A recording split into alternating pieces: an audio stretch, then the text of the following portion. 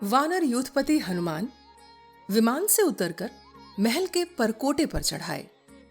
वहां आकर वे मेघमाला के अंक में चमकती हुई बिजली के समान बड़े वेग से इधर उधर घूमने लगे। रावण के सभी घरों में एक बार पुनः चक्कर लगाकर जब कपिवर हनुमान जी ने जनक नंदिनी सीता को नहीं देखा, तब वे मन ही मन सोचने लगे, मैंने श्री रामचंद्र जी का प्रिय करने के लिए कई बार लंका को छान डाला, किंतु सर्वांग सुंदरी विदेह नंदिनी सीता मुझे कहीं नहीं दिखाई देती हैं। मैंने यहाँ के छोटे तालाब, पोखरे, सरोवर, सरिताएं, नदियां, पानी के आसपास के जंगल तथा दुर्गम पहाड़ सब देख डाले। इस नगर के आसपास की सारी भूमि खोज डाली, किंतु कहीं भी मुझे जानकी जी के दर्शन नहीं हुए। गृधराज संपाति ने तो सीता जी को यहां रावण के महल में ही बताया था, फिर भी न जाने क्यों वे यहां दिखाई नहीं देती हैं। क्या रावण के द्वारा बलपूर्वक हर कर लाई हुई विदेह कुल नंदिनी मिथिलेश कुमारी जनक दुलारी सीता कभी विवश होकर रावण की सेवा में उपस्थित हो सकती हैं? यह असंभव है।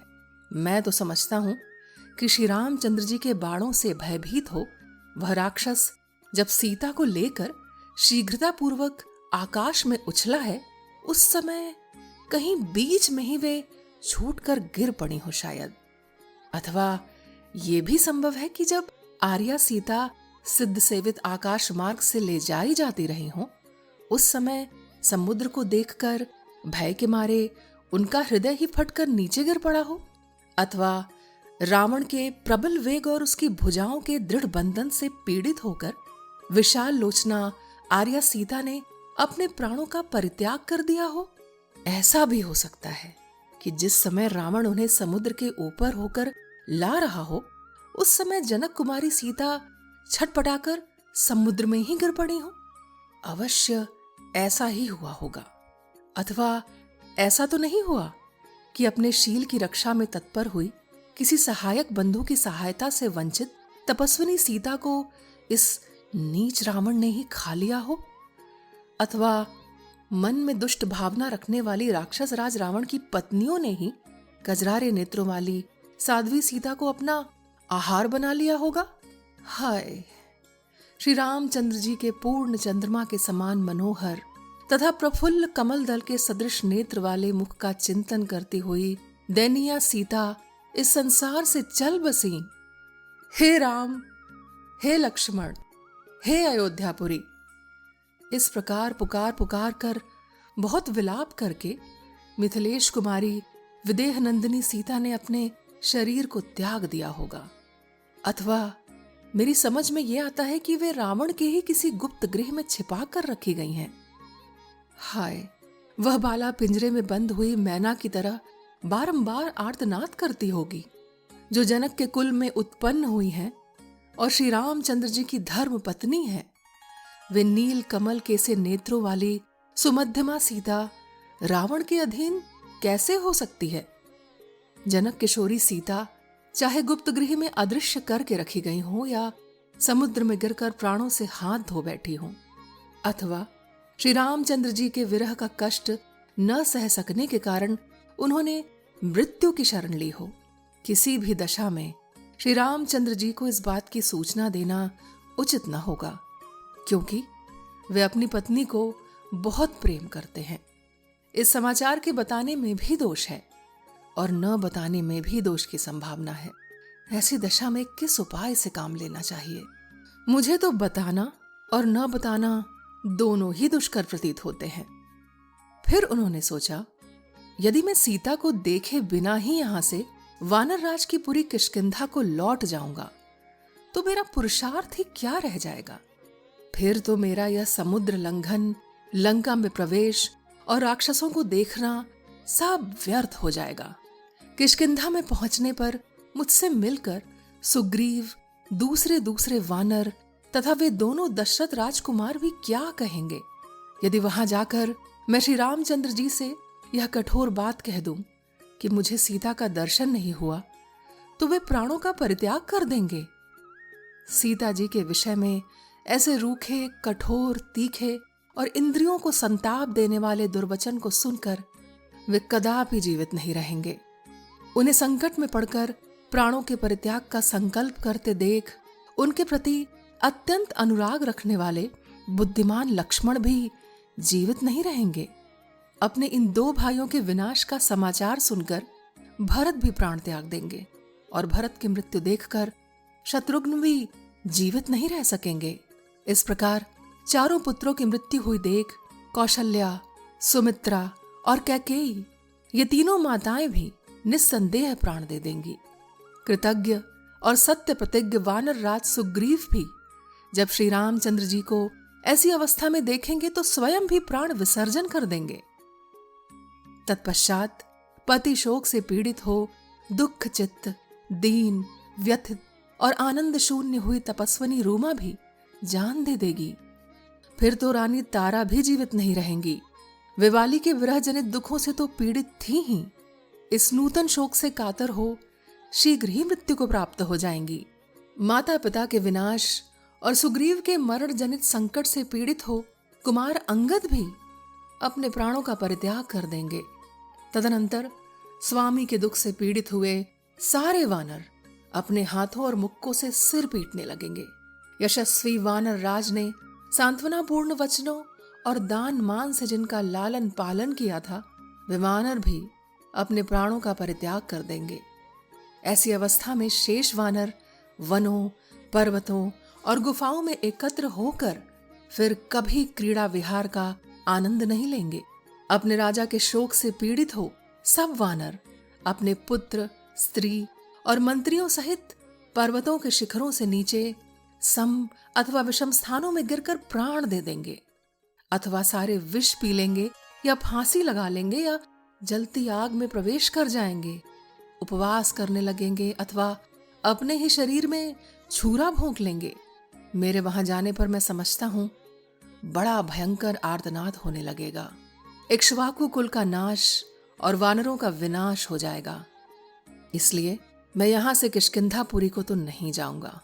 मिथिलेश कुमारी सीता को देखे बिना मैं सुग्रीव का भी दर्शन नहीं कर सकूंगा। यदि मैं यहीं रहूं और वहां न जाऊं तो मेरी आशा लगाए वे दोनों धर्मात्मा महारथी बंधु प्राण धारण किए रहेंगे और वे वेगशाली वानर भी जीवित रहेंगे। जानकी जी का दर्शन न मिलने पर मैं यहां वानप्रस्थी हो जाऊंगा। मेरे हाथ पर अपने आप जो फल आदि खाद्य वस्तु प्राप्त हो जाएगी उसी को खाकर रहूंगा, या परेच्छा से मेरे मुंह में जो फल आदि खाद्य वस्तु पड़ जाए उसी से निर्वाह करूंगा तथा शौच, संतोष आदि नियमों के पालन पूर्वक वृक्ष के नीचे निवास करूंगा, अथवा सागर तटवर्ती स्थान में जहां फल, मूल और जल की अधिकता होती है, मैं चिता बनाकर जलती हुई आग में प्रवेश कर जाऊंगा, अथवा आमरण उपवास के लिए बैठकर लिंग शरीरधारी जीवात्मा का शरीर से वियोग कराने के प्रयत्न में लगे हुए मेरे शरीर को कौवे तथा हिंसक जंतु अपना आहार बना लेंगे। यदि मुझे जानकी जी का दर्शन नहीं हुआ तो मैं खुशी खुशी जल समाधि ले लूंगा। मेरे विचार से इस तरह जल प्रवेश करके परलोक गमन करना ऋषियों की दृष्टि में भी उत्तम ही है। जिसका प्रारंभ शुभ है, ऐसी सुभगा, यशस्विनी और मेरी कीर्तिमाला रूपा यह दीर्घ रात्रि भी सीता जी को देखे बिना ही बीत चली। अथवा अब मैं नियम पूर्वक वृक्ष के नीचे निवास करने वाला तपस्वी हो जाऊंगा, किंतु उस असित लोचना सीता को देखे बिना मैं यहां से कदापि नहीं लौटूंगा। यदि सीता का पता लगाए बिना ही मैं लौट जाऊं तो समस्त वानरों सहित अंगद जीवित नहीं रहेंगे। इस जीवन का नाश कर देने में बहुत से दोष हैं। जो पुरुष जीवित रहता है वह कभी न कभी अवश्य कल्याण का भागी होता है। अतः मैं इन प्राणों को धारण किए रहूंगा। जीवित रहने पर अभिष्ट वस्तु या सुख की प्राप्ति अवश्यंभावी है। इस तरह मन में अनेक प्रकार के दुख धारण किए हुए कपिकुंजर हनुमान जी शोक का पार न पा सके। तदनंतर धैर्यवान कपिश्रेष्ठ हनुमान ने पराक्रम का सहारा लेकर सोचा, मैं महाबली दशमुख रावण का ही वध क्यों न कर डालूं। भले ही सीता का अपहरण हो गया हो, इस रावण को मार डालने से उस वैर का भरपूर बदला सध जाएगा, या फिर इसे उठाकर समुद्र के ऊपर ऊपर से ले जाऊं और जैसे पशुपति रुद्र या अग्नि को पशु अर्पित किया जाए, उसी प्रकार श्री राम के हाथ में मैं इसको सौंप दूं। इस प्रकार सीता को न पाकर हनुमान जी चिंता में निमग्न हो गए। उनका मन सीता के ध्यान और शोक में डूब गया। फिर वे वानर वीर इस प्रकार विचार करने लगे, जब तक मैं यशस्विनी श्री राम पत्नी सीता का दर्शन न कर लूंगा, तब तक इस लंकापुरी में बारंबार उनकी खोज करता रहूंगा। यदि संपाति के कहने से भी मैं श्री राम को यहां बुला ले आऊं, तो अपनी पत्नी को यहां न देखने पर श्री रघुनाथ जी समस्त वानरों को जलाकर भस्म कर देंगे। अतः यहीं नियमित आहार और इंद्रियों के संयम पूर्वक निवास करूंगा। मेरे कारण वे समस्त नर और वानर नष्ट ना हो। इधर यह बहुत बड़ी अशोक वाटिका है। इसके भीतर बड़े बड़े वृक्ष हैं। इसमें मैंने अभी तक अनुसंधान नहीं किया है, अतः अब इसी में चलकर ढूंढता हूँ। राक्षसों के शोक को बढ़ाने वाला मैं यहाँ से वसु, रुद्र, आदित्य, अश्विनी कुमार और मरुदगणों को नमस्कार करके अशोक वाटिका में चलूंगा। वहां समस्त राक्षसों को जीतकर जैसे तपस्वी को सिद्धि प्रदान की जाती है, इसी प्रकार श्री रामचंद्र जी के हाथ में इक्ष्वाकु कुल को आनंदित करने वाली देवी सीता को सौंप दूंगा।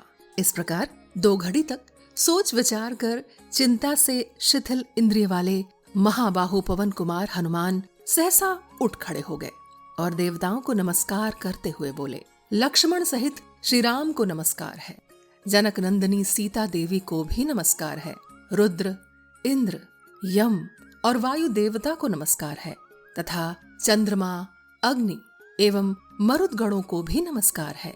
इस प्रकार उन सबको तथा सुग्रीव को भी नमस्कार करके पवन कुमार हनुमान जी संपूर्ण दिशाओं की ओर दृष्टिपात करके अशोक वाटिका में जाने को उद्यत हुए। उन वानरवीर पवन कुमार ने पहले मन के द्वारा ही उस सुंदर अशोक वाटिका में जाकर भावी कर्तव्य का इस प्रकार चिंतन किया। यह पुण्यमयी अशोक वाटिका सींचने, कोड़ने आदि सब प्रकार के संस्कारों से संवारी गई है। वह दूसरे दूसरे वनों से भी घिरी हुई है, अतः उसकी रक्षा के लिए वहां निश्चय ही बहुत से राक्षस तैनात किए गए होंगे। राक्षस राज के नियुक्त किए हुए रक्षक अवश्य ही वहां के वृक्षों की रक्षा करते होंगे। इसलिए जगत के प्राण स्वरूप भगवान वायुदेव भी वहां अधिक वेग से नहीं बहते होंगे। मैंने श्री रामचंद्र जी के कार्य की सिद्धि तथा रावण के अदृश्य रहने के लिए अपने शरीर को संकुचित करके छोटा बना लिया है। मुझे इस कार्य में ऋषियों सहित समस्त देवता सिद्धि सफलता प्रदान करें। स्वयंभू भगवान ब्रह्मा, अन्य देवगण, तपोनिष्ठ महर्षि, अग्निदेव, वायु तथा वज्रधारी इंद्र भी मुझे सफलता प्रदान करें। पाशधारी वरुण, सोम, आदित्य, महात्मा अश्विनी कुमार, समस्त मरुदगण, संपूर्ण भूत और भूतों के अधिपति तथा और भी जो मार्ग में दिखने वाले एवं न दिखने वाले देवता हैं, वे सब मुझे सिद्धि प्रदान करें। जिसकी नाक ऊंची है और दांत सफेद हैं, जहां पवित्र मुस्कान की छटा छाई रहती है, जिसके नेत्र प्रफुल्ल कमल दल के समान सुशोभित होते हैं तथा जो निष्कलंक कलाधार के तुल्य कमनीय कांति से युक्त है, वह आर्या सीता का मुख मुझे कब दिखाई देगा। इस क्षुद्र, नीच, नृशंस रूपधारी और अत्यंत दारुण होने पर भी अलंकार युक्त विश्वसनीय वेश धारण करने वाले रावण ने उस तपस्विनी अबला को बलात् अपने अधीन कर लिया है। अब किस प्रकार वह मेरे दृष्टिपथ में आ सकती हैं। इस प्रकार श्री वाल्मीकि निर्मित आर्ष रामायण आदि काव्य के सुंदर कांड में 13वां सर्ग पूर्ण हुआ।